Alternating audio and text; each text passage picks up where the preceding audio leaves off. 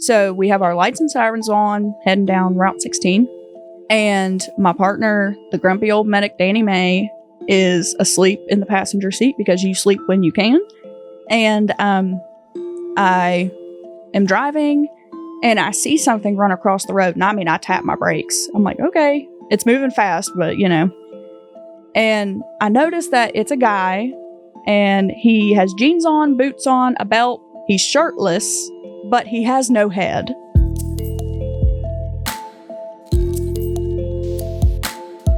Welcome to Creepalachia. We're having a wonderful medical episode again today with a certified professional in the studio from Southern West Virginia. Welcome, Raven. Hi. Thank you for having me. Yeah, thank you for being here.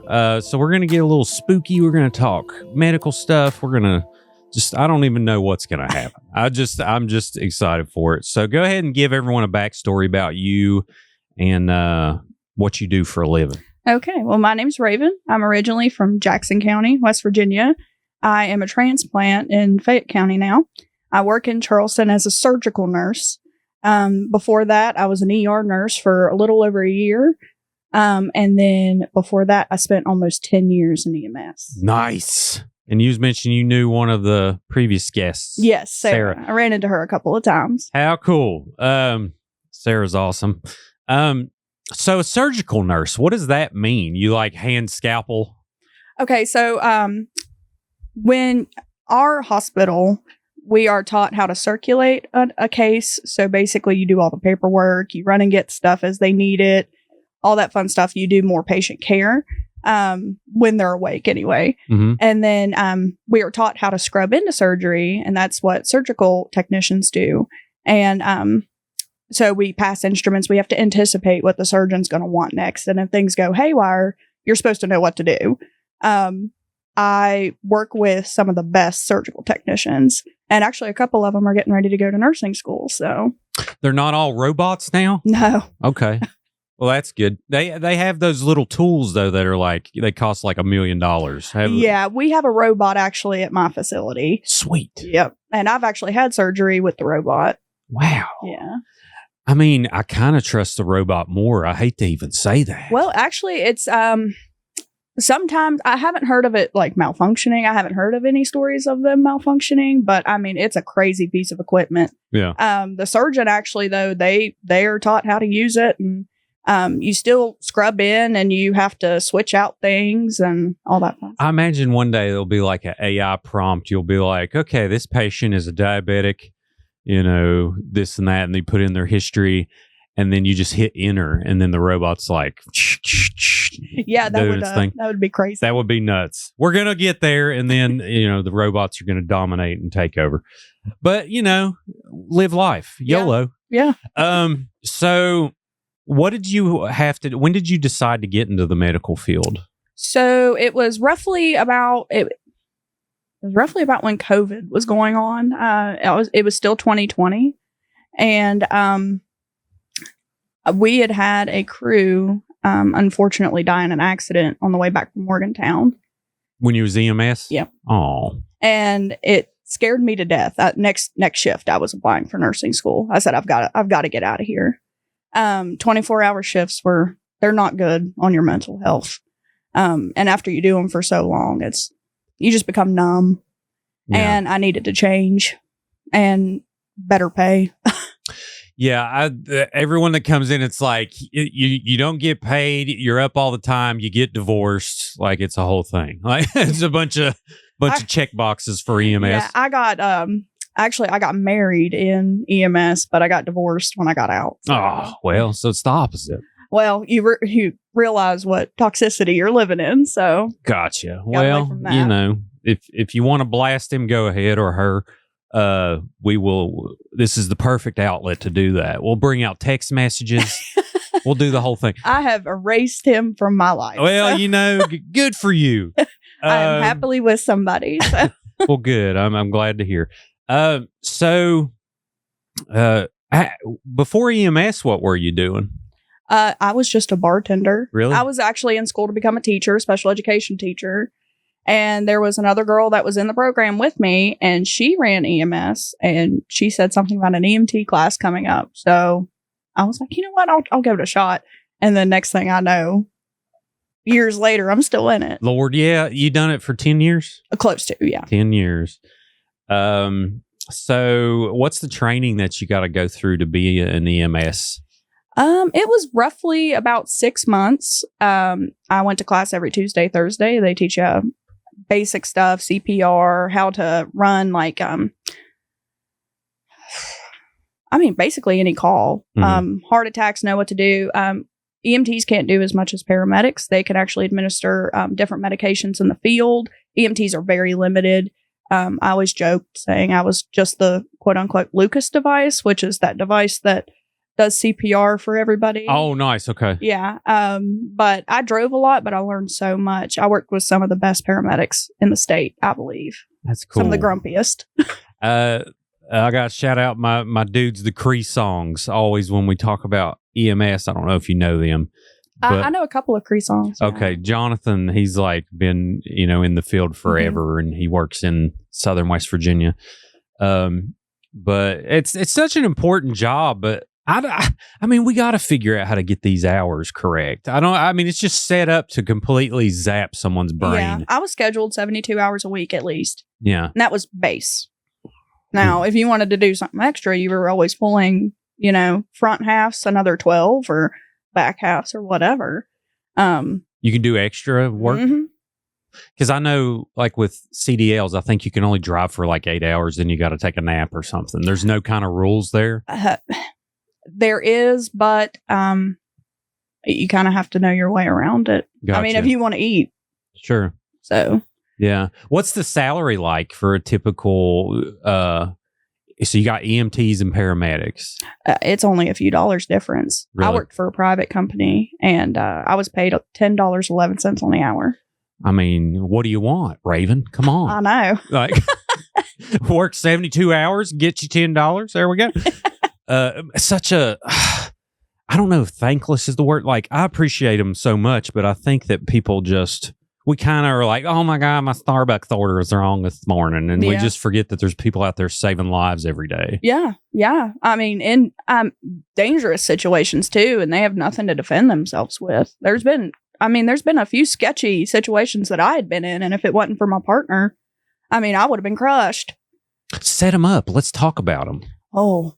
Which one comes to mind? Because what things you was talking about a car wreck made you want to, like a EMT wreck, ambulance wreck, I guess, made you want to be a nurse. Like, don't they wreck all the time? I mean, it's dangerous just because you got to go through traffic and you got to blow your horn. And I know that, I don't know specifics, but I do know that they were on their way back from taking a patient up to Morgantown, and they were heading back to Beckley, and he fell asleep behind the wheel. Oh. And unfortunately, they didn't go home to their families that day.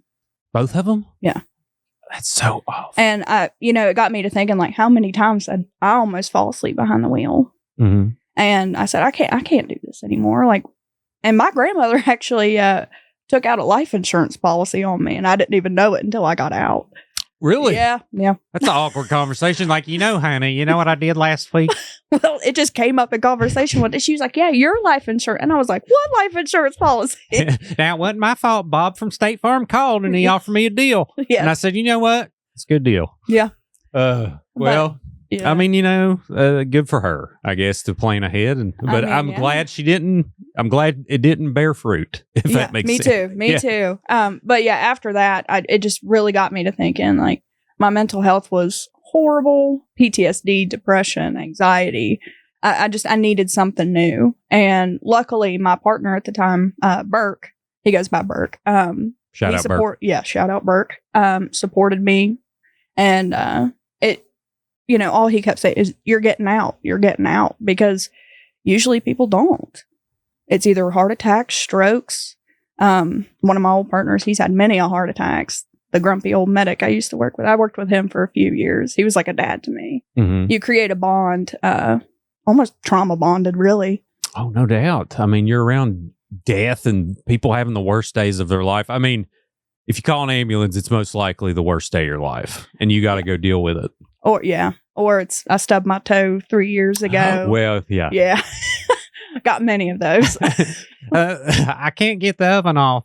Can you? I think one I heard Jonathan talked about is she burned her biscuits or something. They had to go. They went to this house and then it's like, lady, you can't call 911 for this. Oh yeah. We had one. She would call us out multiple times a night, and she expected us to be, I guess, her CNA or something like that. Well, I need to go to the bathroom. Like, and her husband was just sitting right there. Sure. It's like, this is not what EMS is for. How sad though. Oh, I know. Yeah. It just, I think about like, as I grow and my body quits working more, I hope I don't sever all my relationships so someone will be around to like walk me somewhere. Yeah. Or you know, hopefully I have the revenue to figure out how to support myself at that age. And just so many people don't. And then all of a sudden you're there and you're old and it's like you're lonely. Yeah. Like I'm going to call 911 just to talk to people. I'm just going to tell you. Oh, well. Like, hey, guess what? I used to have a podcast. Yeah, that actually happens more often than not too. Really? They're just lonely. That's sad. Well, good. What good depressing start, Raven. Oh, wonderful. So, is there a certain accident or something you rolled up on early on that sticks with you where you were like, whoa, this is a really serious job? Or did you kind of take it serious the whole time? I took it serious the whole time. In the most traumatic situations, it sounds awful and morbid, but usually you'll catch us laughing and joking and stuff, but that's how we process it. Well, that's how back then we processed it. But there's a lot of things that just stick with me. Suicide attempts, successful suicide attempts. Oh. And that was always my biggest fear running up on because my brother passed away from suicide. Oh, I'm so sorry. And so that one always touched home, and it was always a little rough. I mean, there's so many I can't even. Would there be a typical way? I mean, of course, you know, we don't have to get into any details you don't want to, but would it typically be like an overdose situation, or would there be like I know people have come on here and have mentioned, you know, gunshot attempts gone wrong and all kinds of different things. I was lucky enough to never experience that one, but I ran many of overdoses, and every time they come up fighting, trying to kick you in the face. But I mean, it's to be expected. I don't hold it against them. Sure. After Narcan? Yes. Okay. And a lot of people don't realize usually, so we don't give Narcan to wake them up. We give it to increase their respiratory drive because usually they're breathing 4 to 6 times a minute, if not less. And that's not good. Not enough oxygen's getting to your brain, and, you know, and, so we want to at least increase that respiratory drive. Now, more often they wake up and they'll fight you. I've been hit in the face many a times. Oh. But I mean, again, I don't hold it against them. Are you kind of on guard when they start to wake up? You're like, all right, here it comes. Still to this day, even when a patient's waking up from surgery, I'm bracing myself because, you know, I've been hit in the face so many times. Sure.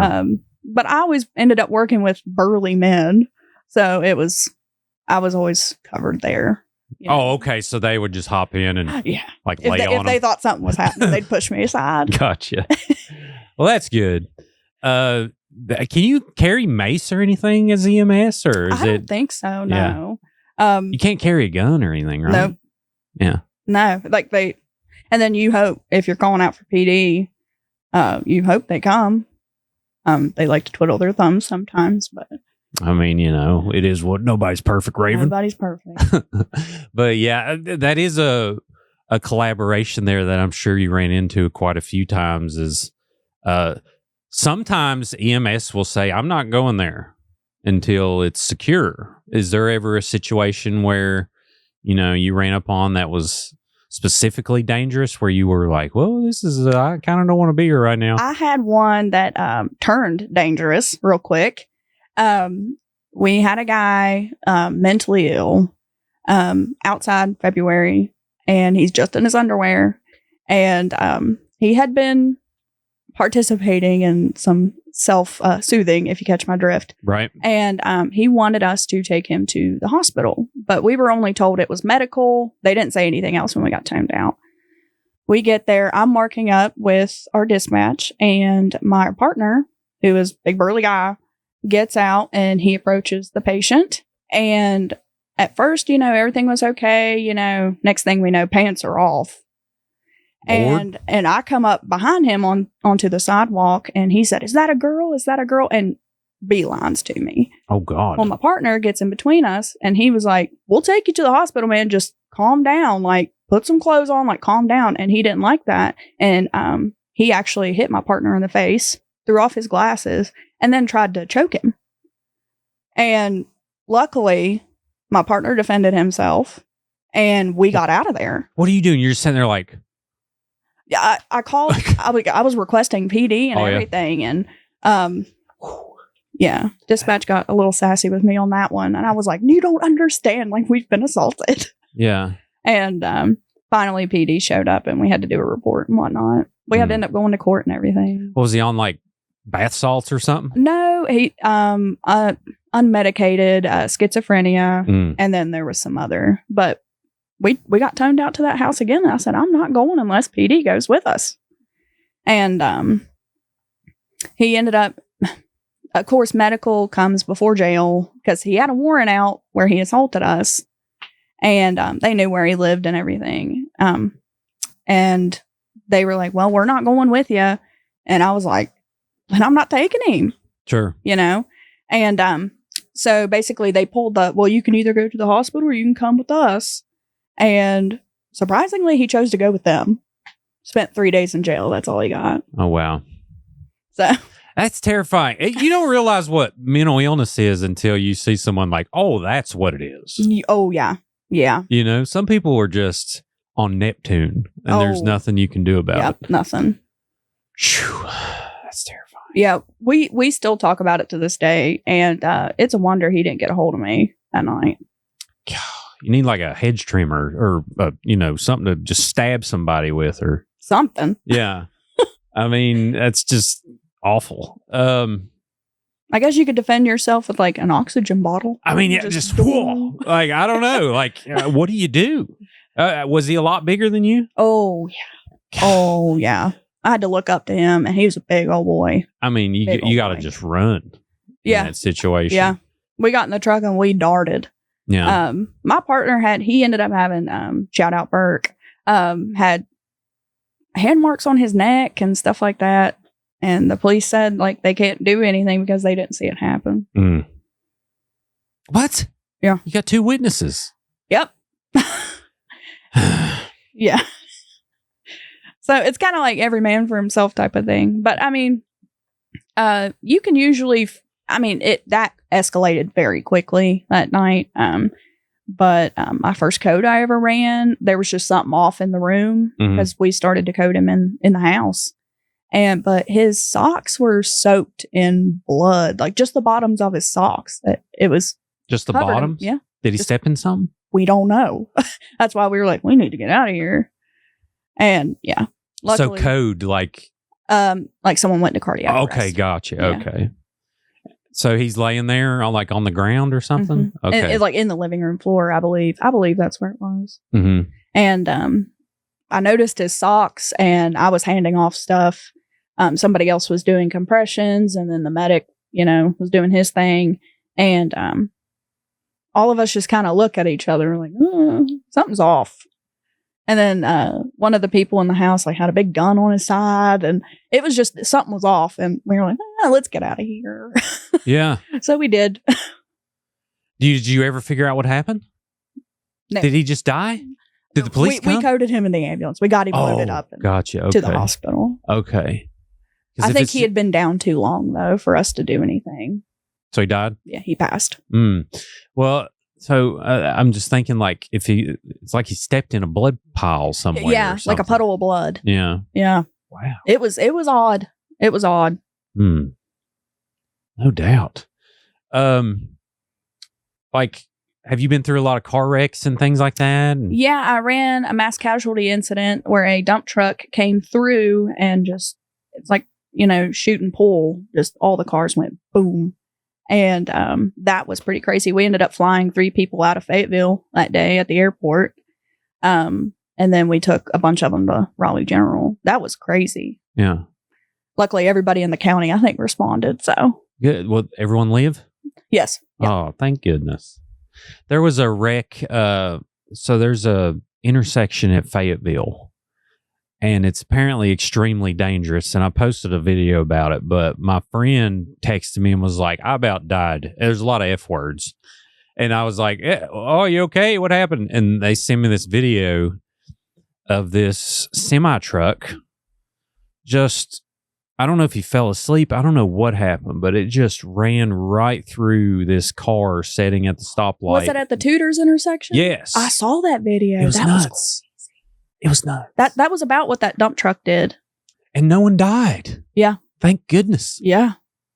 But by a Prius, I'm just saying. I mean, it got hit by a semi going like 50.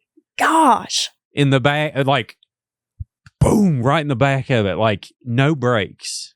And it was a Prius and the dude's alive. I'm like, by a Prius. That is crazy. Yeah. Oh. Plus excellent gas mileage. No, I mean, yeah. My Jeep does not get excellent gas mileage. Oh, yeah. Jeep Wrangler. No. Like 7 miles a gallon. Yeah. Well, I mean, I get roughly about 16, 18. But that's the only vehicle that's never changed because they nailed it at the very beginning. Well, something's always breaking. I'm getting ready to change the ball joints in mine. So I'm driving my boyfriend's truck currently. But I mean, Harleys and Jeeps, if you want something just to keep working on, buy both of them. And we've got both. Yeah, I've always wanted a Jeep. You got like a hardtop? Yes. Is it a Rubicon? No, I have a Willys. Oh, okay. Yeah. That's nice. I've got 35s on it and a 3.5 inch. Oh, okay. Yeah. Yeah. She can go anywhere. Yeah, that's cool. Well, so is there anything spooky? Like, do you believe in ghosts? I'm just curious. I mean, yeah, I do. Yeah. Okay. Tell me why. Okay. So I believed in them before this happened. Like ever since I was a young child. I mean, I would hear stuff and see stuff. But so we got this happen. We're going to set up a story. Yeah. Ooh, ghost story. Okay. So, I was running out of Fayetteville that night, and I don't remember us running too hard that day. We got a little bit of rest, but we got toned out for a medical emergency. I'm not really sure. It's been quite a few years ago. So we have our lights and sirens on, heading down Route 16. And my partner, the grumpy old medic, Danny May, is asleep in the passenger seat because you sleep when you can. And I am driving and I see something run across the road. And I mean, I tap my brakes. I'm like, okay, it's moving fast, but And I noticed that it's a guy and he has jeans on, boots on, a belt. He's shirtless, but he has no head. And I saw it, but I processed it after I had done past. I saw him run across that road and clear a 5-foot fence. Wow. And, of course, someone chalks it up to being, it's the black dog, like truck drivers see. Mm-hmm. Well, the black dog, what's that? It's like you're so tired you hallucinate. Oh, okay. Yeah. And, which, I mean, don't get me wrong, I've been there. But I really don't believe that's what that was. After we were finished with the call at the hospital, I look at my partner, I'm like, listen, I saw something back on Route 16. And he said, well, Raven, like, maybe you're just, I guess, in lack of better words, crazy. Mm-hmm. He brushed it off. I actually mentioned it to him recently, and he was like, I remember you saying that. I was spooked. I mean, it took the breath out of me. Sure. He wasn't bloody, just no head. And he cleared that 5-foot fence, just ran across the road. Wow. Yeah, that. Ugh. It's got some hops, too. I mean. Yeah, I know. So you visibly seen like, okay, that's a guy with no head that just jumped over a fence. Yeah, Do you like go to church right after that? Or? I did not. No, I just, I mean, I hate to say it, just like any other traumatic thing in EMS. You just kind of go on about your day. Right. And then I don't think I've ever told anybody that story before. Oh, Raven, I would have made a 35-minute video talking about this one. I've been like, I got to document this. Yeah. You know, it's not just like, oh, well, let me go and, you know, go back to normal, get a Ron from Tutors. Yeah, but that's the beauty of being an EMT and a paramedic. You learn how to just really shove stuff down, and you just don't talk about it. And then I saw if you have hence the divorces. Well, you know, just one. Just one. That's pretty good. I mean, that's rookie numbers. Be honest, in West Virginia. Oh yeah. But yeah. Wow.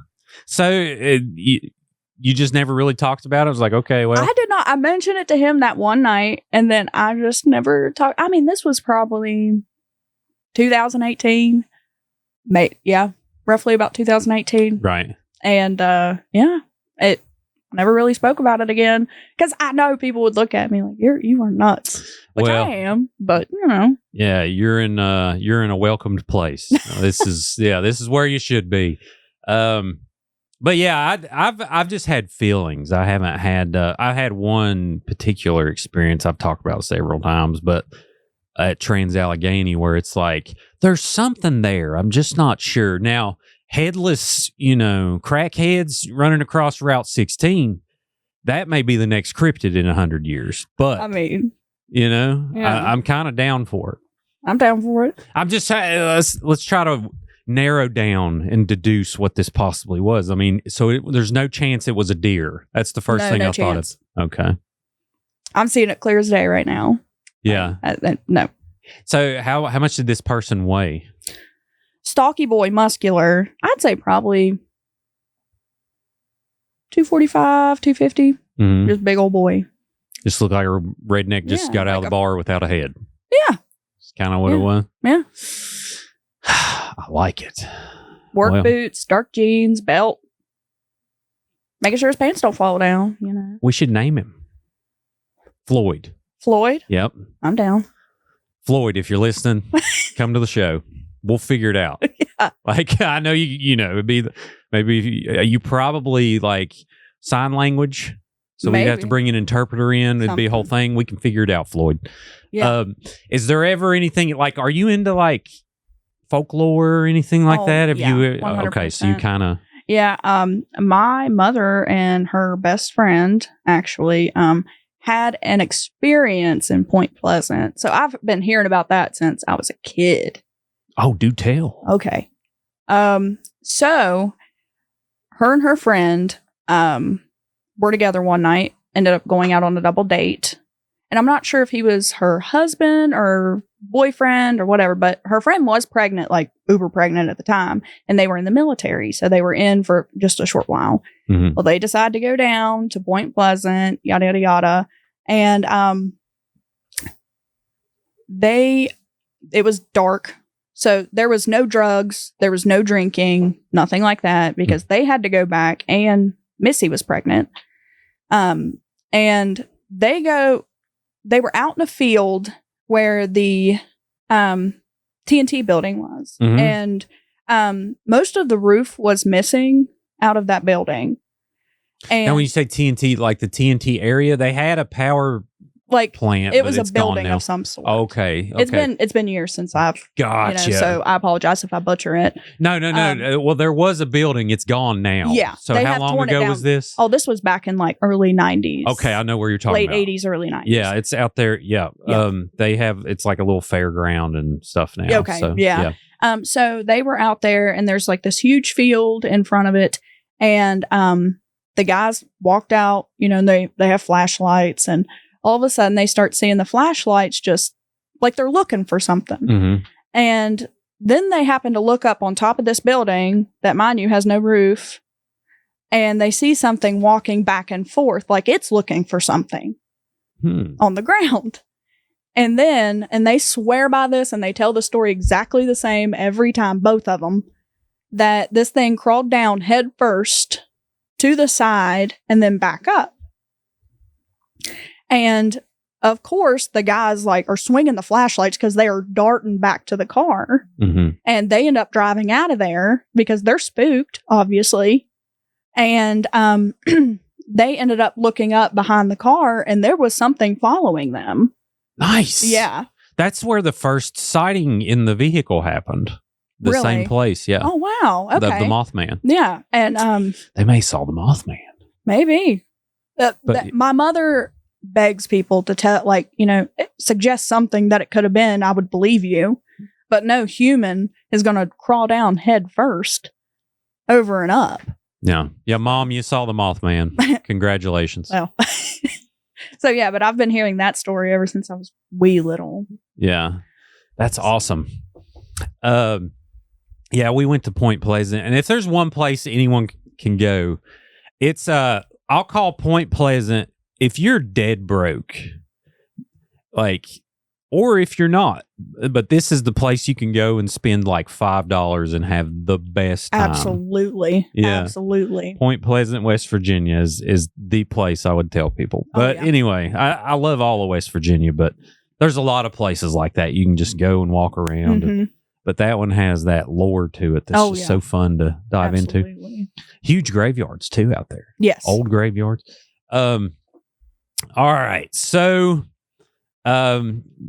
you're going through EMS. You decide this isn't for you. What better way to change careers to a nurse than the pandemic? Yeah. Why? What was it, in particularly about the pandemic that was so, Well, that was close to when the accident happened. So, okay. Well, yeah, it was the accident. Yeah, it was the accident. And the accident, did it happen in 2020 or? I can't remember, honestly, and I feel bad. Somewhere that I in there? can't. Yeah, it was really close to it. I applied. I remember I started in March, so it could have been the latter part of 2019. Where'd you apply? West Virginia Junior College. Okay, so I was going to say, as we grow and we get into debt and we have responsibilities, how did you go to school to complete this while paying your bills? And So actually CAMC is who paid my tuition. Sweet. Yeah. And so I had to sign a contract to work for them for so many years. Mm-hmm. And then It's like a blood oath. yeah, pretty much, yeah. Yeah. But I have found my place, so I'm okay to work for them. I didn't realize that they would do that. That's awesome. A lot of hospitals do. Yeah. Mhm. That's excellent. So what did you go into being like to get your RN or LPN or Yeah. is RN? Registered nurse. And then I started off as a pediatric ER nurse. Oh, sweet. Okay. Yeah. How long did school take? 18 months. Wow. How many days a week? I went 4 days a week. Goodness gracious. Okay. So what's school like? Like, what do you do there? What do you learn? Oh, Is there a lot of coloring? For some reason I think there's a lot of coloring, but maybe I there's- wish. Okay. I wish there was coloring. I Okay. would have sped through that. No, it's just you learn your fundamentals of nursing. You learn how to have, basically they teach you how to have empathy for patients and how to treat them and stuff like that. You have, especially with like patients that are trans, you need to make sure that you use the right pronouns. Ask them, Mhm. what do you like? What are your pronouns? And make sure to address them, as well. And So just to respect people. absolutely, Well, yeah. So that's part of it. That's Yeah. good to know because a lot of nurses, they get a little hard edge to them and they're like, you get to where you start cracking jokes and Yeah, all you this have to difference. really read the room before you start cracking jokes, which I am. I do. I'm always cracking jokes, even in serious situations. I feel like people, if you laugh, you kind of get to breathe for a second, and I'm always trying to crack jokes. Heck yeah. I'm never serious unless it's needed. And you Yeah. can ask my coworkers that too. Yeah. I'd look at someone's wound and be like, I don't know, man. We may have to. I'm just kidding. Yeah. We have to cut your arm off today. That's crazy. Yeah, I'd get fired in like 3 days. It You'd would not be long. surprised. We're too short staffed. Like we can. Is it real short staffed right now? we will always be short staffed. Luckily, we have people that are willing to pick up on their off days. So much overtime that, as much overtime as you want, you can have. But honestly, like we have a pretty well-oiled machine where I work. So, we all seem to get it done. Mm-hmm. We might complain a little bit, but yeah, that's human nature. Oh Lord, yeah. What kind of test do you take at the end? What's it called? NCLEX. NCLEX. Yeah, what does that stand for? I have no idea, to be honest with you. NCLEX. These acronyms, I'm done with them. It's just there's too much going on. But what is it like? Someone else described to me. They said, well, basically, you just keep on answering questions until it says it'll shut you off. Yeah. Yeah, it'll shut you off. When I went in to take mine, I was last one to sit down at a computer. And I was the first one to finish. So I freaked out immediately. I was more nervous after the test than I was before. And 27 and a half hours later, I found out I passed. So I guess I'm just a fast test taker. I can't. Peppermints is a good tip. That makes your brain think. Anyone out there, keep a peppermint with you. You will still fail if you're me, but but at least your breath will be good. Hey. But all right. So you passed the test and you're starting this new life. You said you was a pediatric. Did you say you're pediatric ER nurse? Pediatric ER nurse. Talk about a depressing needed job. I would say you just have kids. Are you like dealing with kids every day? Is that absolutely? Okay. Yeah. I worked through one of the worst respiratory seasons that even the seasoned nurses said this is horrible. RSV everywhere. And these poor kids were boarding in the ER because, the ICU was full, the floors were full, just waiting to have a bed upstairs. So we also became floor nurses at that time. And that was... Oh, I hated seeing those kids so sick. What is RSV for people who don't know? I hear it all the time. I don't know. I'm not really sure. I just know it's a respiratory virus that really affects kids. Now, adults can get it, but it doesn't affect them nearly as bad. Children will start to retract, where they're sucking in at their ribs and around their collarbones. Usually, we would suck out their noses, get that stuff that's way down deep, and that's one way to get a kid to hate you. But it works, and hopefully they'll stop retracting, or depending on if they keep on retracting, we'll have to put them on oxygen, high flow oxygen, and admit them. It was always so sad to see them. They were so miserable. Oh yeah, no doubt. What's hand, foot, mouth? Does it involve poop of some sort? I don't know. I always think all these kids' diseases involve fecal matter. No, not necessarily. Okay, I don't. Now, recently we had somebody at work get hand, foot, and mouth from. It was him and his kid that got it, and poor thing. I mean, his hands were scaly. It would hurt him physically. I can only imagine how it felt on the child. What is it?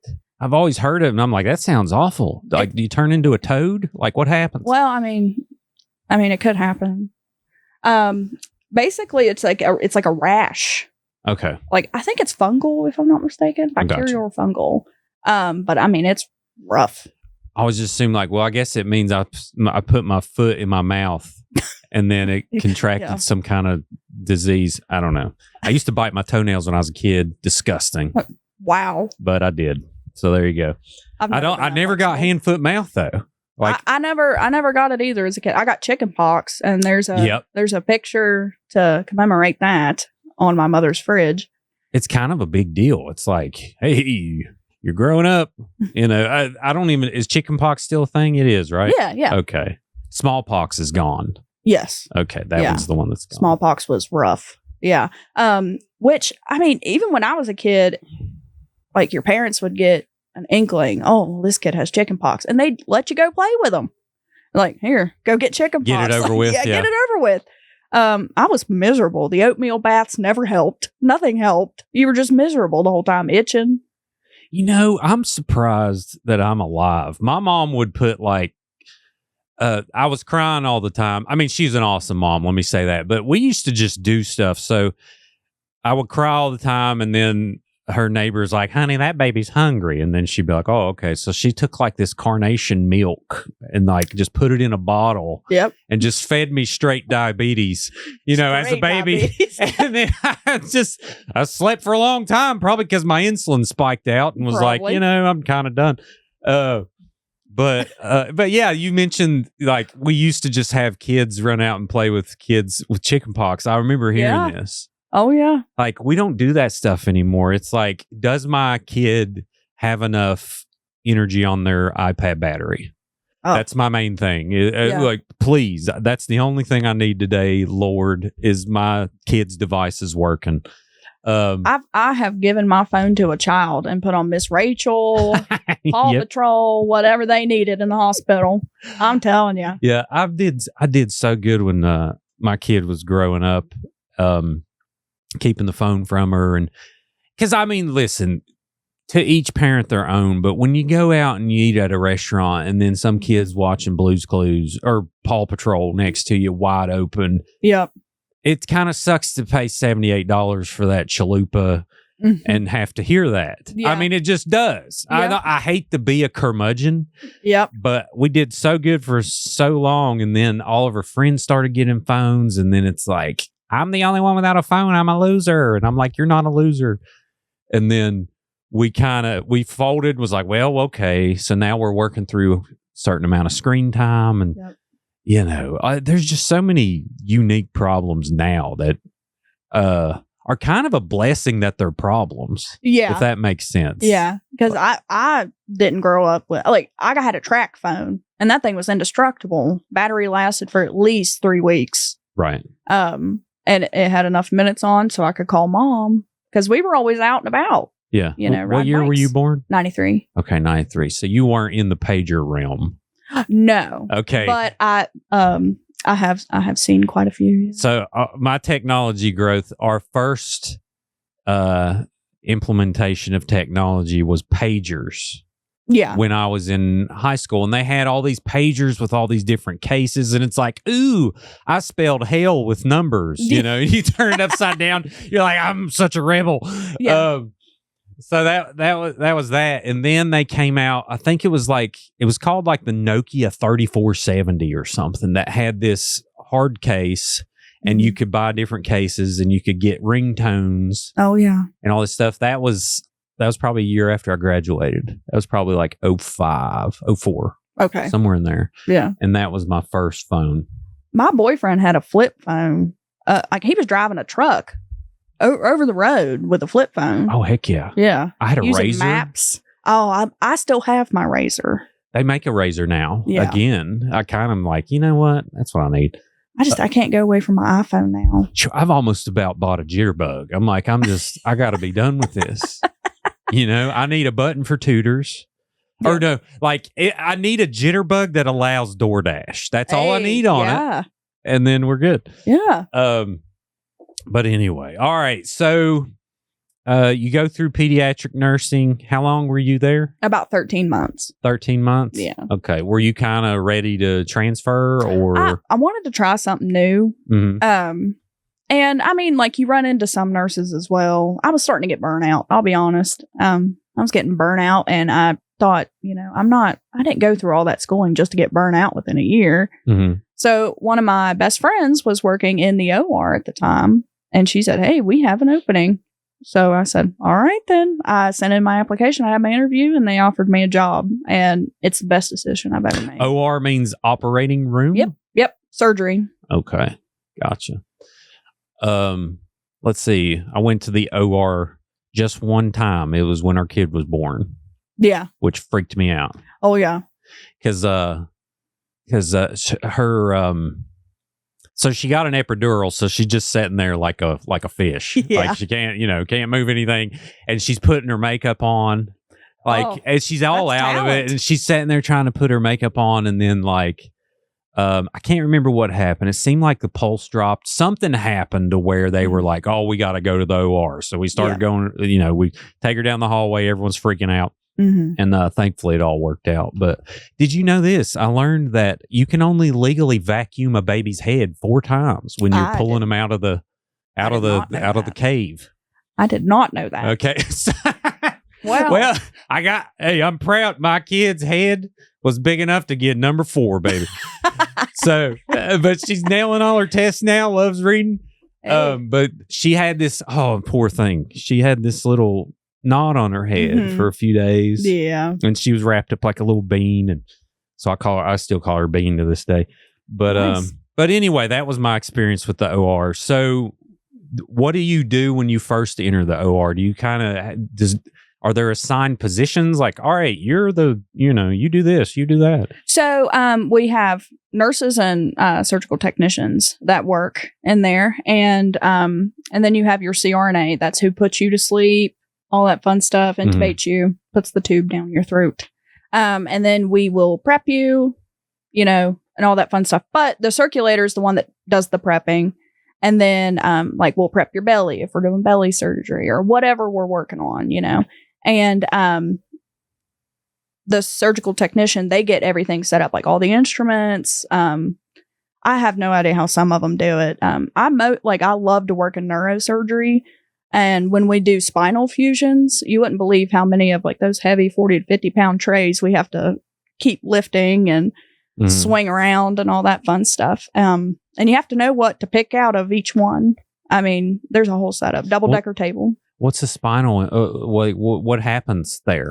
So we will open you up and they'll decompress. So they'll take out part of a disc or whatever. And then we'll put screws in on each side of the spine and then put rods in. And yeah. Health is something else. Which we only used to live 45 years or something. I can't remember what the lifespan was, but yeah, it sounds exhausting, the things we have to do to keep people going, though. Yeah. You got to open them up, remove a disc, put a few bars in there, and then whoop, sometimes they'll put in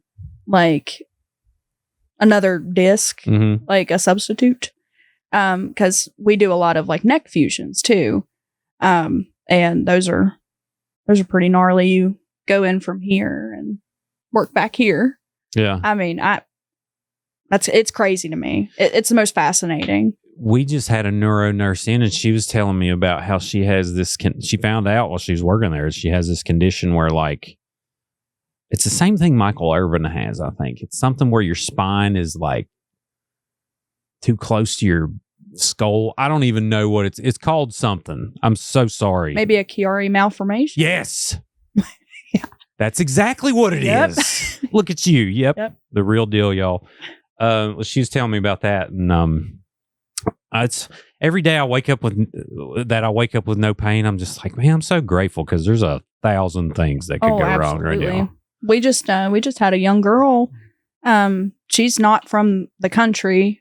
She actually goes to school in Beckley, and poor thing was tubing and broke her spine. Ran into a pole and broke her spine, but luckily we were able to fix her up. Goodness gracious! Yeah. How do you fix that? We put in screws and rods. Yeah. Gotcha. And what's the typical recovery time on something like that? I'm actually not sure of. I don't really get to see that part of it.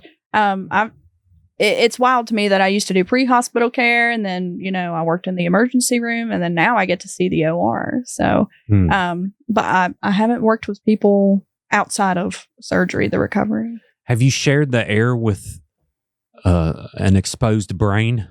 Yes. Wow. Many of times.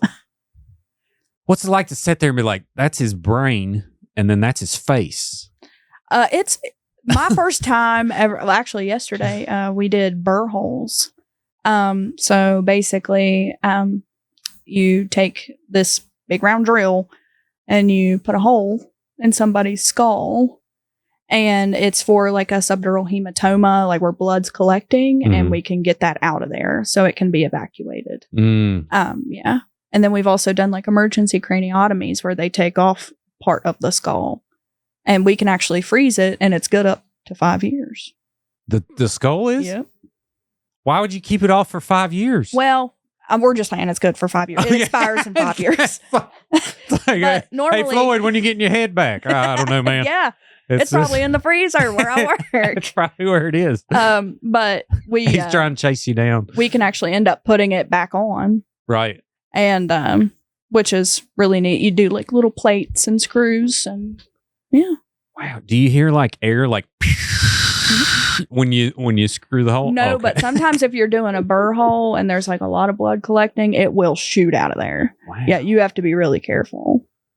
Anyone ever be like, whoops, I went too far. He's not going to get through ninth grade. No, it'll actually, you can tell, like, there's safety. Okay.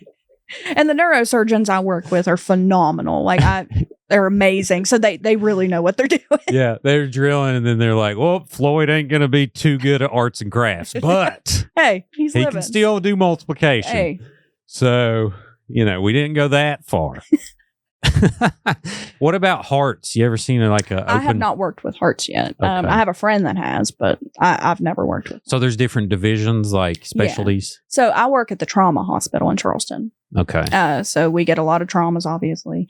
Or we'll get strokes, that fun stuff. And then we do plastic surgery. We'll do GI surgery. Let me think. Sometimes we do podiatry every now and again. A few times a week, we'll do podiatry in the evening. Is that feet? Yeah. Okay. Okay. This is a good face. What does this mean?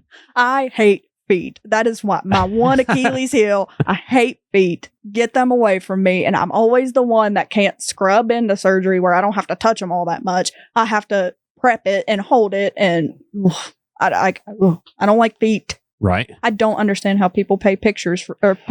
Oh yeah, they do all the time. It's gross. I did ponder for a minute. I started Patreon and I was like, I could like read stories while cleaning my toes. And then I was like, nah, that's a little too much.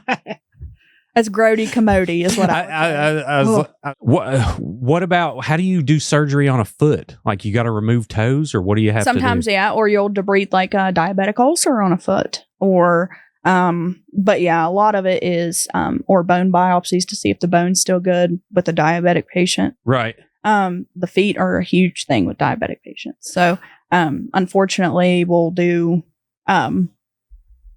ulcers and then sometimes that infection will just come clear up the leg and they'll have to amputate. Jeez. Yeah. I always, my goal when I first got diabetes, I was like, well, I got to get a job so I can save up for my robotic legs. Hey. That'd be my thing, Yeah. It's very sad though when, but usually it's not that anyone deserves it, but sometimes we get non-compliant with diabetes and unfortunately it starts to take a hold and it's hard to kind of calm down once a certain stage. But that's also another thing we have to really take into account. Like with surgery, the healing time. If you have diabetes, like there's always risk for infection and healing, and there's a lot of factors that go into the aftercare, and you have to really care about what you're doing, even in all fields of the healthcare, like taking care of a patient after they have surgery, make sure that surgical site stays clean, and education is a huge thing with your patients. Constant education for us nurses, OR nurses, floor nurses, ER nurses, everybody. You have to keep that stuff up. So yeah. How do you stay motivated? You just love it, or I love my job. Mm-hmm. I do. I don't see myself getting burnout. Now I'll hear people complain. A lot of us joke around. We say we're not real nurses, because we're not out on a floor or anything like that. But I love the people I work with. I love what I do. I love my surgeons that I work with. And it's, some days stink, don't get me wrong, but I mean, really, you got to wake up and do it. Sure. Yeah. Has there ever been any weird smells during foot surgery? Have you ever been like, that's not, I don't want to smell that. There is a smell, that I had smelled once before, and it's, there's this thing called, well, somebody got burnt basically. Right. And the smell of burning flesh never leaves your mind. Sure. So, that was EMS days, but then it came full circle back when I started in the OR, and I looked at my friend that was precepting me, because you do a 6-month orientation. And I said, what is that smell? And she said, oh, that's bovie. And I was like, what? And she said, the bovie, it's a pin and it cauterizes and cuts skin. So that's how they dissect down a lot. And they'll cauterize and all that fun stuff with it. So that's an interesting smell. Wow. Yeah. Was it like a laser? No, it's just like a little, like a pen, like it looks like a pencil, and you press a button and it'll cut right through tissue. That's terrifying. Yeah. Is it motorized? Like, what's going on in this thing? It's hooked up to a box of some sort. Oh, okay. Yeah, we just plug it in and go on about our day. Wow. And it makes a smell. Oh, yeah. Mm. Yeah, now legislation passed a thing where we have to have smoke evacuator on the bovie, because you got to think, like, we were cutting through tissue, and some of that tissue has like cancer or HIV, and like we were breathing that in. Yeah. And so now we have like a little smoke evacuator that you plug into the suction machine that'll suck up that smoke. So you don't smell it near as much, but it's still there. Yeah, you get skinicosis. It's something. Like silicosis. All right. Coal miners will get it. That was a good joke.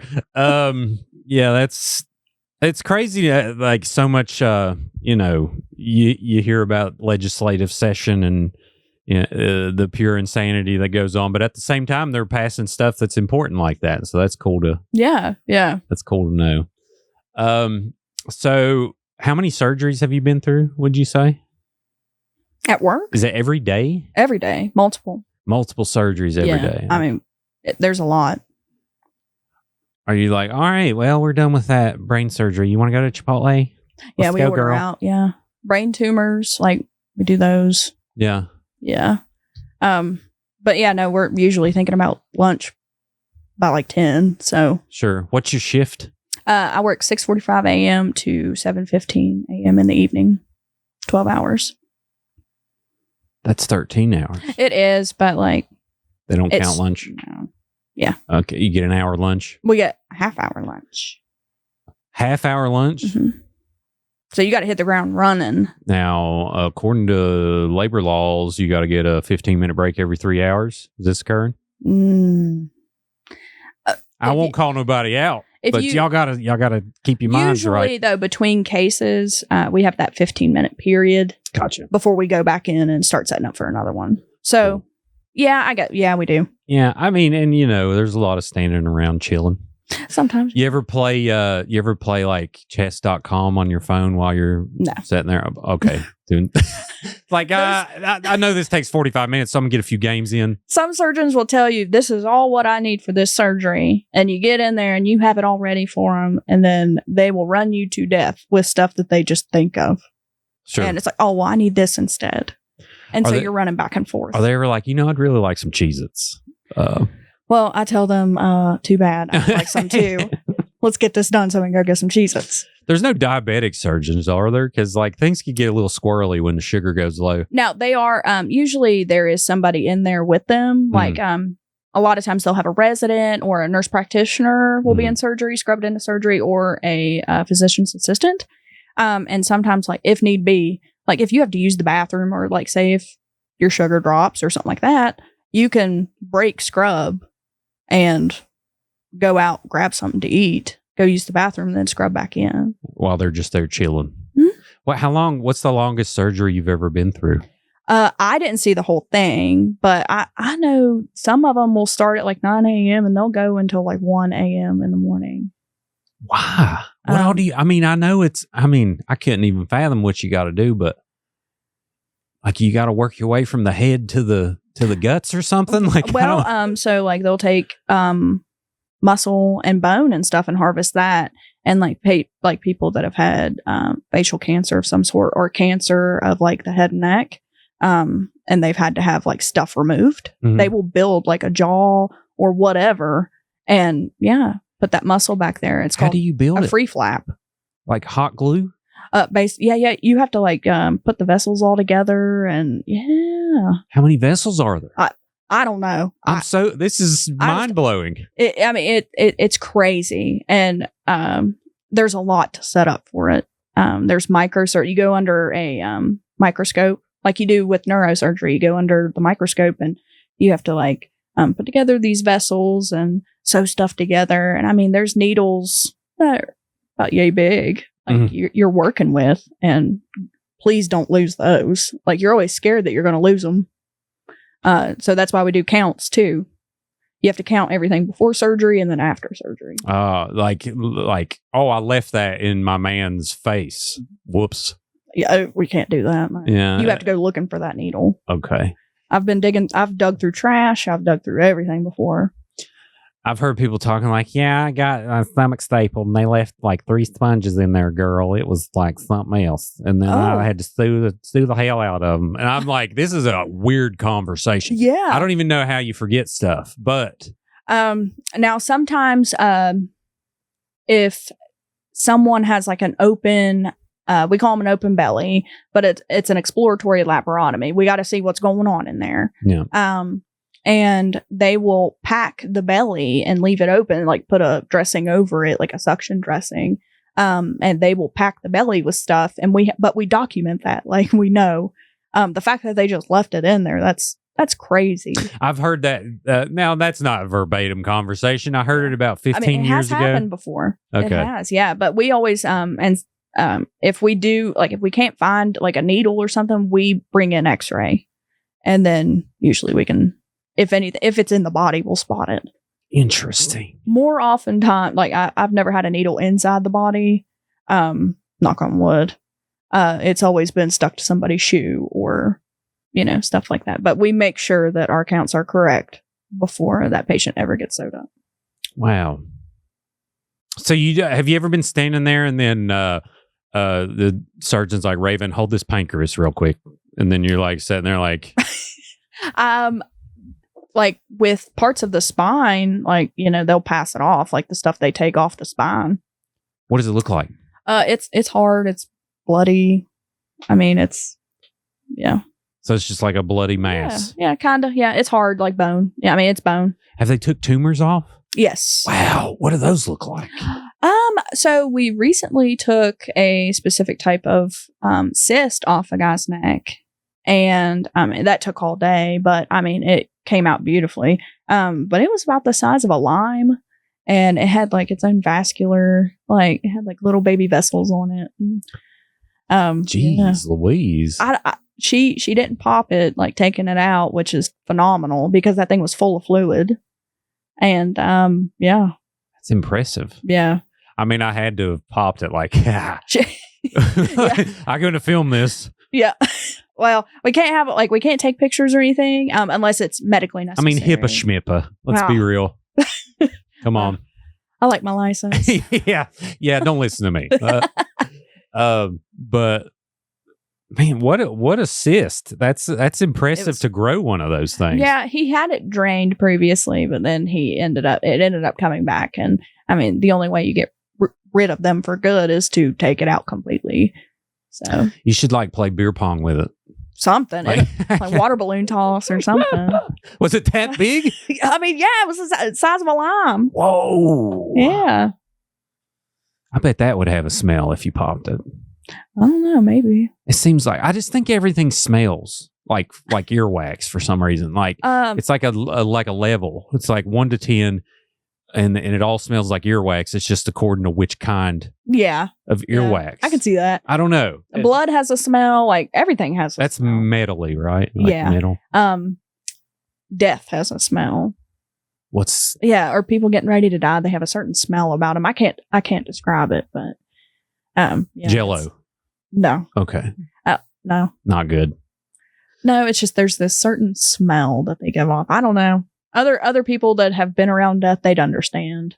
Right. But it's not something you forget. Is it like a rot or is it like a pus? Almost like a stale smell. Interesting. Well, what scares me now is I have a stale smell every now and then myself. I'm not dying though. You're not dying. Okay. So I'm just trying to figure out. These are people like we know that are end of life, you know, comfort care. Yeah. And then dead bodies, have you been in the room when someone passed? Absolutely. Yeah. What's that like? It's unfortunate. When I was in nursing school, actually, there was a patient up on the floor I was, doing my clinicals at, and he got switched over to comfort care. And so basically, they keep you comfortable until you do pass. And nobody was in the room with him. Like, no family, no nothing like that. And I just took it upon myself. I just held his hand until he passed. No. Yeah. Which, I mean, I don't know the guy's past or nothing, but I wouldn't want to be alone. Yeah, that's... Yeah. Well, I like to think that he knew that and he appreciated it. I'd like to think that too. Yeah. But yeah, I've been around quite a few dead bodies, and in EMS, I was around quite a few. You roll up and you have DOAs and stuff, and then you have to call the medical examiner and all that fun stuff. So you do? Yeah. EMS will call the medical examiner and give the situation. You have to find all their medicines, all that fun stuff. You have to give a whole report, and then they decide okay, is there something I need to come out for? Or if it was they're 90 some years old. What did you do? Did you ever do a situation where you're like, this is a crime, we got to kind of... I don't think so, no. No, you never did? Mm-mm. Yeah, because I imagine say you roll up on a potential murder or something. Yeah. You probably have to call the police and kind of step away. Yep. But, well, how interesting. Have you ever noticed any odd vibes or anything when someone passes away, or is there any kind of signs to you of maybe there's something else other than this world? My grandpa, actually, it hasn't been okay. Well, you know what? I actually just recently had one in the OR. She didn't pass away in the OR, but she was a very sick lady, and I was told that it was apparently a bad luck thing to hold someone's hand while they're falling asleep, to anesthesia. But she was just in so much pain, and I wasn't going to deny her my hand, you know. But she, I was like, not much more, getting ready to go to sleep. And she said, yeah, go to sleep for a very long time. And in my mind, I was like, well, that's a little weird to say. And then she actually ended up passing away later on in the unit. Oh, that day? Yeah. I was like, well, she knew something. But my grandpa, actually, he passed away from complications of cancer, stuff like that. He had a rare cancer. But he passed away, and me and my mother were heading over to Walmart, and this was in Ripley. Mm-hmm. And the Walmart, you have to cross a bridge to get back there. And he was an avid deer hunter and fisherman and all that fun stuff. Good old boy, Boone County boy, Lord, yeah. Yeah. And we were driving to go to Walmart, and right in front of that bridge, just a doe, popped up right in the middle of the road. And Mom slammed on her brakes, and her and I both blinked, and it was gone. Couldn't see it run off or nothing. And I believe that was him. Yeah. Yeah. I hope so. Yeah. And then, I mean, years and years it took for me to become okay with my brother's unfortunate suicide, and he I don't know if it was just my mind or whatever, but I was dreaming that he visited me at my grandmother's house, and which he was my stepbrother, so we didn't have the same grandma. But he visited me at my grandmother's house, and I was like, Mikey, where have you been all this time? I've missed you so much. And he hugged me and he said, I'm good. I'm good now. And I woke up feeling peaceful instead of freaking out. And ever since then, I've come to terms with it. Yeah. And you don't, you can answer as much as you want, but I always question what happens when we die. And if someone's listening to the show, they know they probably know I'm agnostic, and I'm still just searching and always looking for a definitive, oh, that's the answer. Yeah. But I don't even know if you ever arrive at that point. No. I think it's eventually you have your faith, you have your beliefs, and hopefully they're positive for the world, and you just hope for the best. Absolutely. Yeah. Yeah, I'm actually the exact same way. Yeah. There's been many a times someone has said, oh, well, have you prayed today? Have you prayed about it? And I said, no. And they, well, you need to start. And I was like, it's not my thing, man. Sure. I don't, And I mean, who cares what your religion is? You know what I mean? Like, we're all human. That's what I'm saying is like, I appreciate humanity and across the board. And I think like how you do, like I say a prayer every night. Mm-hmm. I do every night. I kind of know why. I just am like, if it's just the very basic, now I lay me down to sleep, pray the Lord my soul to keep thing. I do it every single night. And I'm like, I know I'm searching, and technically, according to, multiple religions, it's not looking good if I conk out tonight. But this one little, maybe I get in, maybe I sneak in on this clause, and they'll be like, he was kind of a good dude. He said some off the wall stuff sometimes. He told good jokes, took care of people. And he said that prayer. Let's let him in. Yeah. Yeah.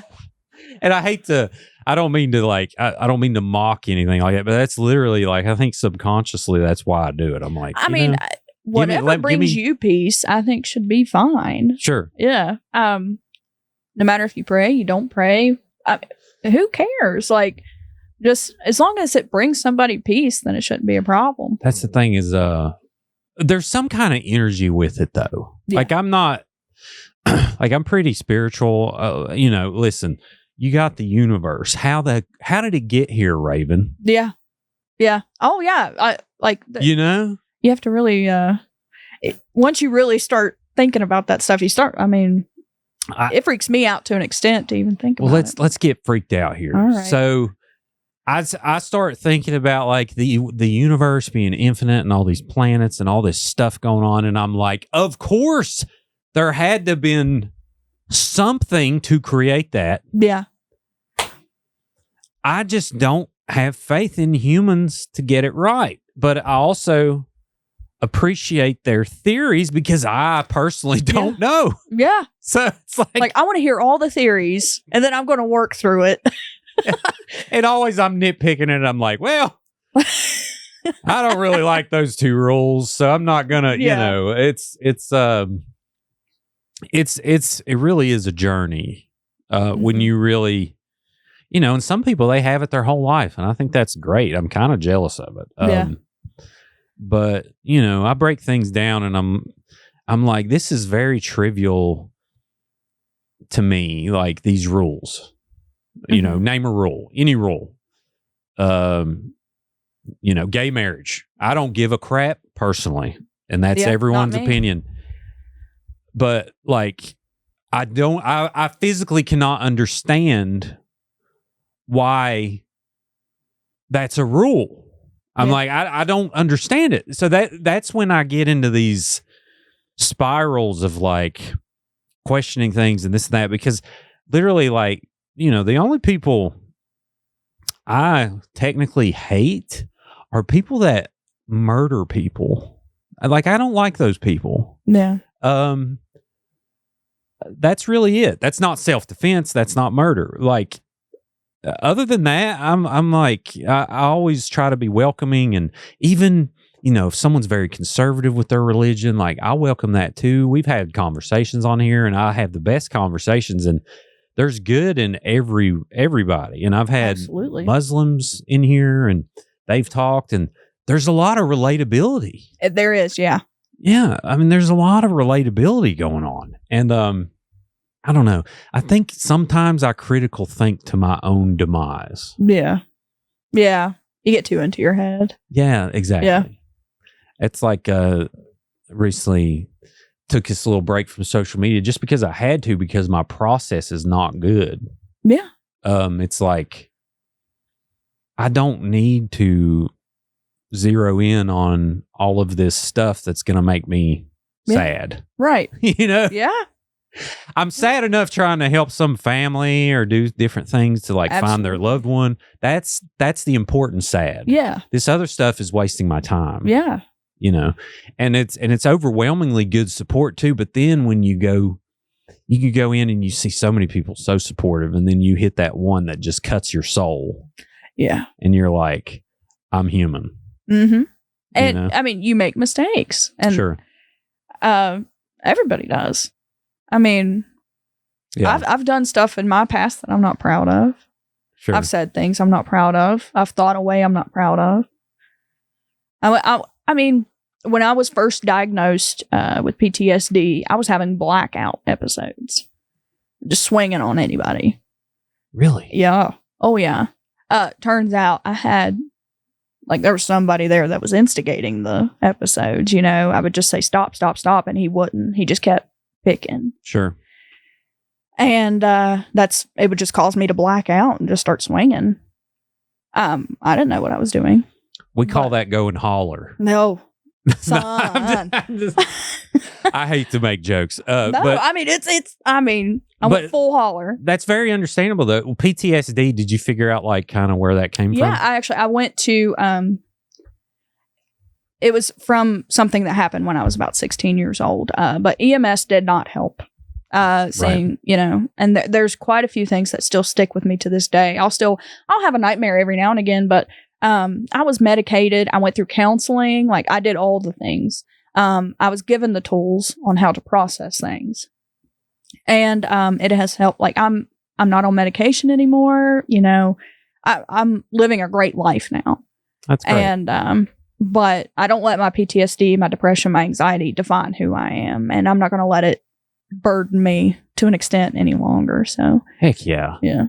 Well, mine definitely boils down. I mean, we're all just trying to recover from our childhood, whether it be positive childhood or negative. Mine's definitely from my dad. He's very abusive, and I don't know if I became the complete polar opposite of empathetic, because I still feel certain things I get from him that I don't like.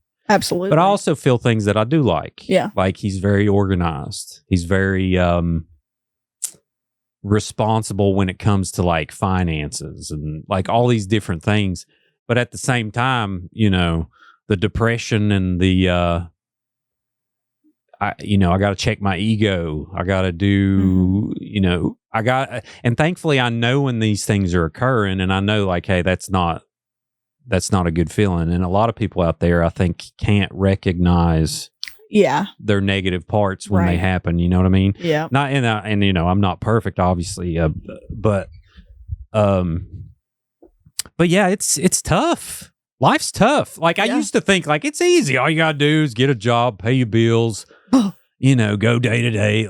Stuff happens. People lose people every day. People are going through such traumatic events, or they're trying to recover from something, or they're trying to get a good heroin addiction and see how you climb out of that. Yeah. Now I've never been there, but I've talked to many people who have, and it's hell on earth. Yeah. And then you're kind of built to fail, because once people found out, oh, that guy was on heroin, I'm going to judge him. Yeah. There's a large portion that still do that. And we're trying to keep that from happening.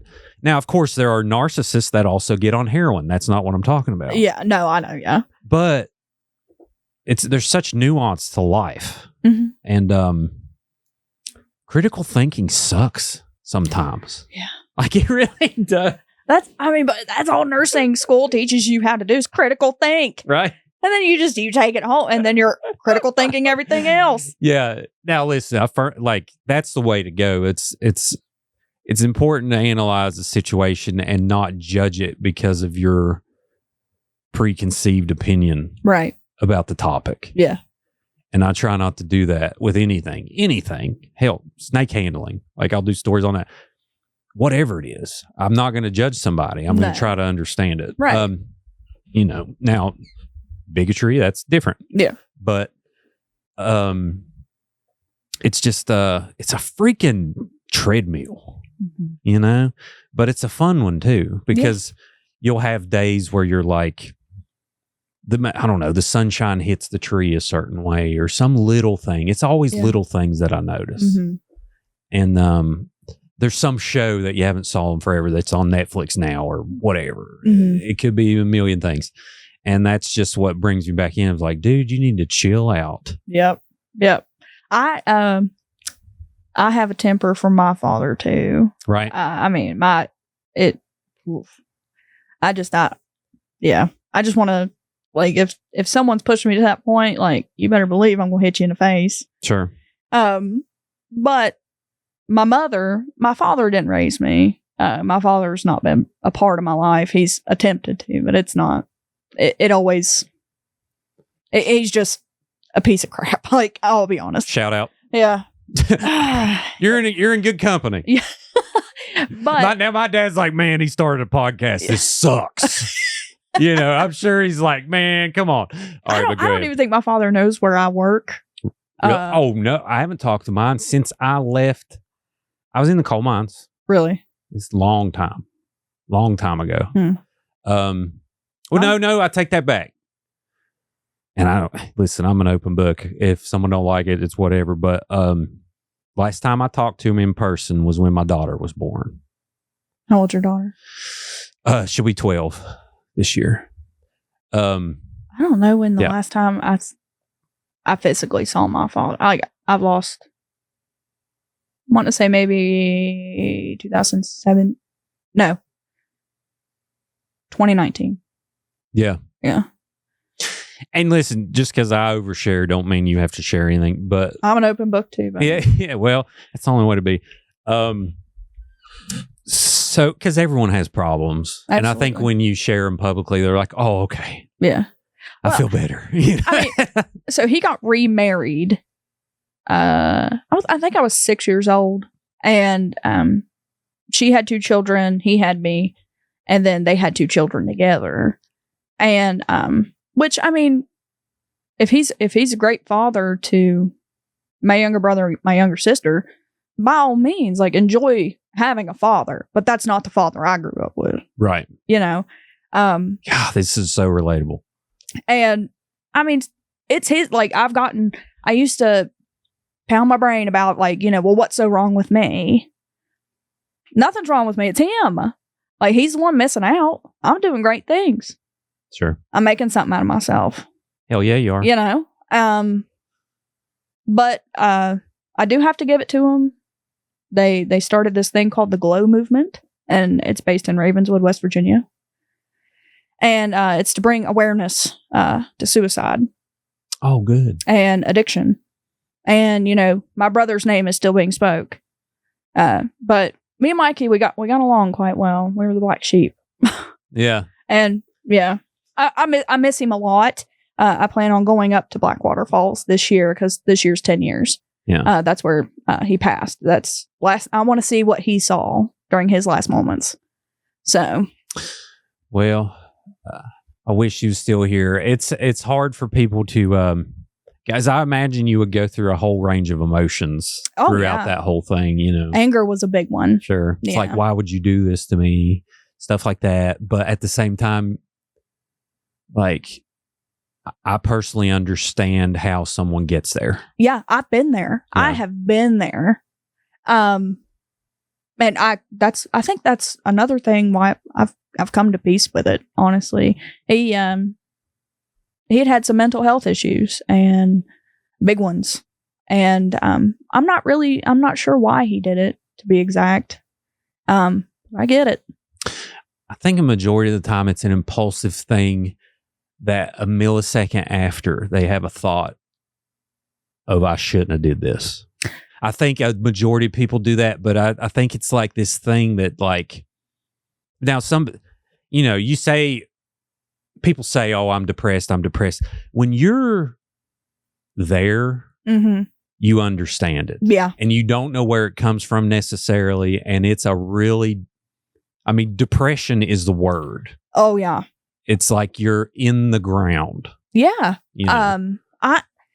There was a 3-4 month span where I would be in bed literally all day. I would just wake up. I would eat. But then I would sleep all day.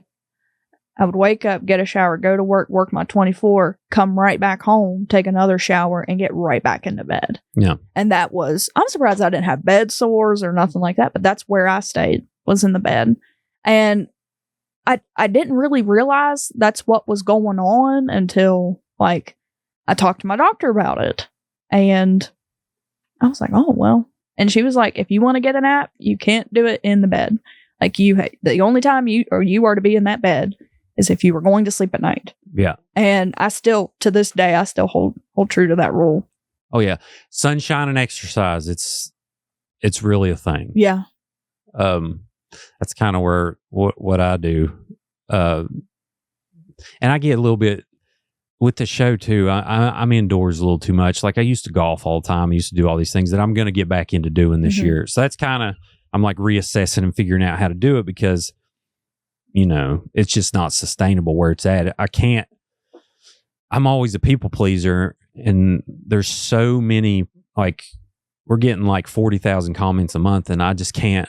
Yeah. I want to please everybody, and I just can't. It's impossible to do it. It's hard for me to let go of that. Yeah. So it's kind of like, well, I got to figure out a system, which is essentially a middleman that's going to manage and I'm going to still do all the content, and then they're going to manage it. Right. And I'll basically give them some ground rules. I'm like, if someone's racist, if someone's, calling other people names and attacking people, just ban them, never tell me about it. Yeah. Stuff like that. Yeah. And it's such a blessing of a problem to have, but like that's my mental illness being thrown into this blender trying to figure it out. Yeah. And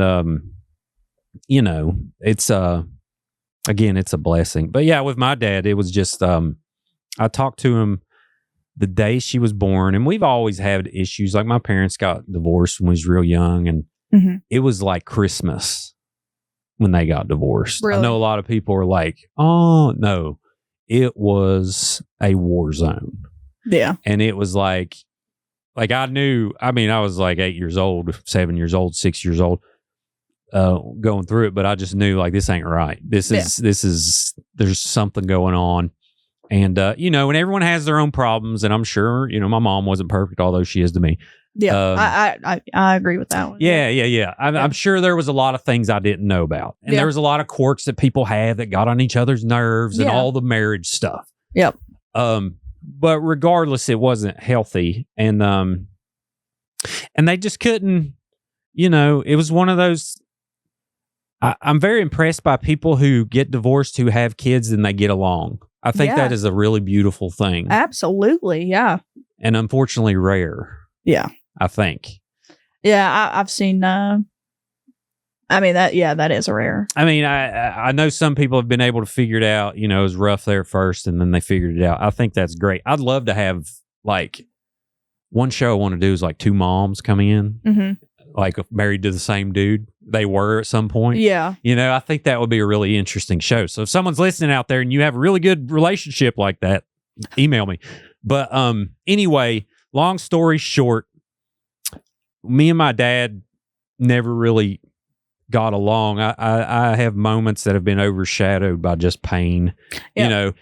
He had some parts about him that were likable and I really looked up to, and eventually I just didn't. And then my daughter was born. He came for about 10 minutes, and then you could tell he just felt awkward, and then he left. Yeah. I didn't talk to him for a year and a half. He texted me and said, will you bring her to a family reunion? And I essentially unloaded, let's see, how old was I at the time? I essentially unloaded 29 years of pain and frustration on a text that I still haven't got a response to. Yeah. And that was about 12 years, or about 11 years ago, 10 years ago. So that's where it's at. Yeah, I've unloaded quite a few times. And it feels better and better each time I do it. But I've just given up now. He does, like, he sees no wrong in his ways, and that's okay. I've got people that are willing to step up as a dad to me. And my brother and my grandpa was everything. Yep. My brother's about 6 years older, and you need somebody. Oh yeah. Yeah. My mom, buddy, she's meaner than most men put together. When I was about 11 years old, she got diagnosed with ovarian cancer. Went through that, and which is they caught it at stage 1, which if you catch ovarian cancer, usually it's long gone. Like it's a very sneaky one. But they caught it early. She got, healthy again, and then 2 heart attacks. She's had open heart surgery, all the things. But my God, she's just kept going. Well, good. I tell her she's too mean to die, but heck yeah, Mom. she is. She's something, buddy. Let's go. Yeah, I was angry for several years, and then I'm like, that's a waste of time. It is, yeah. You just got to let it go. Yeah, basically, I hope he's doing well, and I think it's better this way. It is, yeah. Yeah. I mean, I personally, I feel that I'm a good person. I do. And I think other people would agree. Yeah. He's one missing out. I'm done. I'm done for. Oh, listen, I'm an all-star son. Like, if I was my son, I'd be like, whoa. No, I don't. All right, that's the ego trickling in. But no, I've been able to, I've made terrible mistakes. I've dropped out of college. I've did all these things that are stereotypical Appalachian. And thankfully, the coal mines took me in. I was able to pay my bills and have had some kind of financial sense grow and take care of myself. That's the main thing I want. I just want my daughter to grow up, take care of herself, have some pride in whatever she's doing. Absolutely. And live life and not have to worry about what to do with me when my parts quit working. Yeah. Yeah. That's it. I mean, what better life is that than to just grow up with your family and then to see everyone flourish and will it work out that way? I'm sure there'll be a lot of curves and I do personally do not have any children, but I'm an auntie to many. I have cats. I have 2 cats. Heck yeah, I got 4. Really? Yeah. What's her name? Smidge, Nugget, Noodle, and Miso, and they're all Sphinx cats. Oh, really? Okay. So my boyfriend is originally from Eastern Kentucky. Boyd County?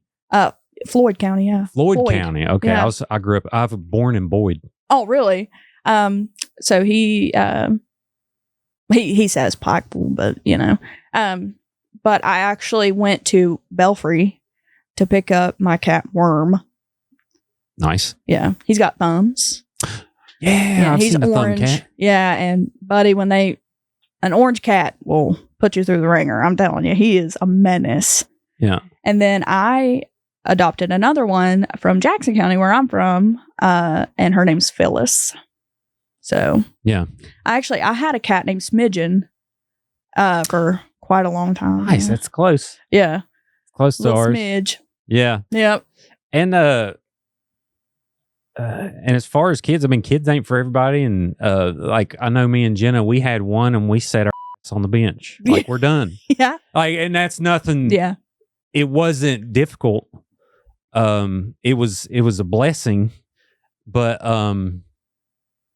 we just knew Jenna's very career driven. I'm very career driven, and we meet in the middle and we live life, and we couldn't take care of two the way we know that one, we effectively got everything she needs. She's took care of. Yeah. We're good.